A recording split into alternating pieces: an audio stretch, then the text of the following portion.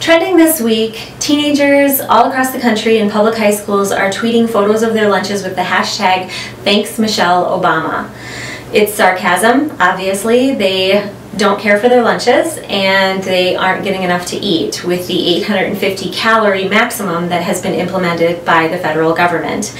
And I will have a dietitian on here in a moment to get her opinion on the 850 calories, just so we can all get some perspective on that. Sometimes I think it's easy to think that if the federal government came up with a standard, then it must be from an expert opinion. So let's get an expert opinion and we can find out what she thinks. But to me, that is not the point, nor is this a partisan issue. This is no more a partisan issue than the drug war is a Republican issue because Nancy Reagan started the Just Say No campaign. Democrats waded to the drug war also. So once again, we have just another federal issue where the federal government is micromanaging the states. And that's really what this boils down to, because this means that states have to comply with a rule in order to get funding. One of the fun things that I did when I was running for governor is that I would go around speaking to high school classes across the state of Minnesota. And what I realized talking to teenagers is this was their #1 issue. The first class that I spoke to, they brought it up, and I wasn't aware of the issue at the time, but I had heard in the news that Wayzata opted out of the federal lunch program. So I felt so smart. I said, well, Wayzata High School opted out of the program. You should too. And I saw the teacher in the back of the room slump and look a little down, and she raised her hand and I said, yeah, and she said, do you know how they get by without the federal subsidies that come along with compliance with that standard? And I realized that I was talking to a poor school. Wayzata is a rich school, so they can opt out of the program, but this school couldn't because they couldn't afford to do without the subsidies that came with it. And here's the problem with that. This is our money that we're being bribed with. Minnesota sends $90 billion a year to the federal government. We are second from the bottom in the nation in getting that back. We only get back 64 cents on every dollar back to our state, and we have to jump through hoops like these to get it. So this school didn't want to do this to their teenagers, but they didn't see a way out. So I was happy to see kids rising up and taking it to social media and trying to start a movement where they could get this law changed.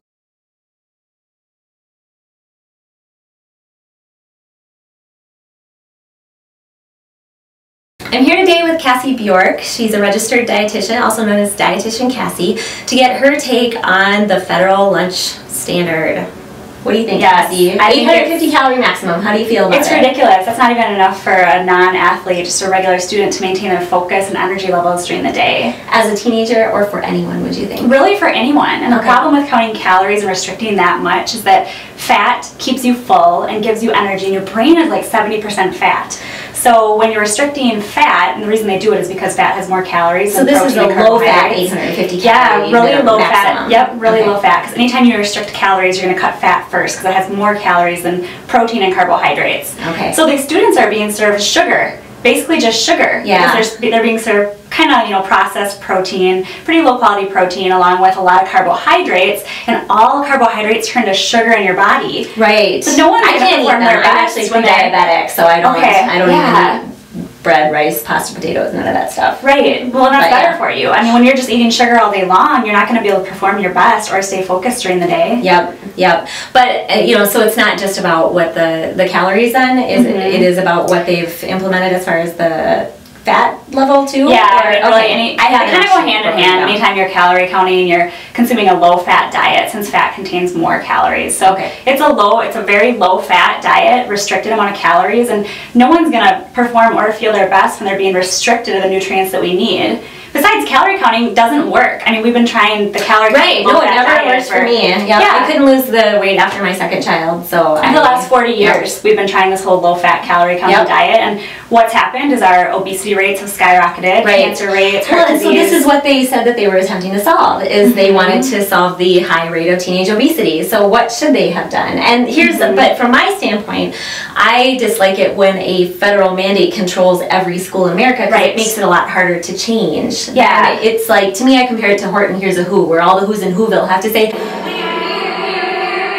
until there's a change in Washington, D.C., as opposed to in individual schools where you can make a change a lot easier. Yeah, I totally agree with that. I mean, even just looking at how our guidelines in the medical, the healthcare world, takes a long time to change. Right. Even though, I mean, we know that calorie counting doesn't necessarily work, a lot of these healthcare professionals are still teaching it because that's what they were taught, and, just change takes a long time. Right. So, but I think if they just kept the focus on quality food and gave the kids, healthy fat. I mean, not all types of fat are created equal either. Right. So, nuts and seeds and cheese, and use butter instead of, margarine or any of those fake butters in their cooking, things like that. I mean, it's going to keep the kids focused and full, and they're going to eat their vegetables, because who doesn't like butter on their broccoli? Right. Or cheese. Yeah. For that matter. Exactly. Yep. The point is that when you mandate something from the federal government, making change happen is a lot more difficult. You have to have your little voice in your school in St. Paul, Minnesota, heard all the way in Washington, D.C., and it usually takes a monumental effort that spans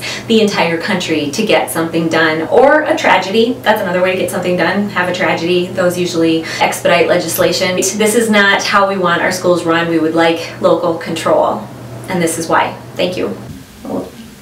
So, local control. I didn't have a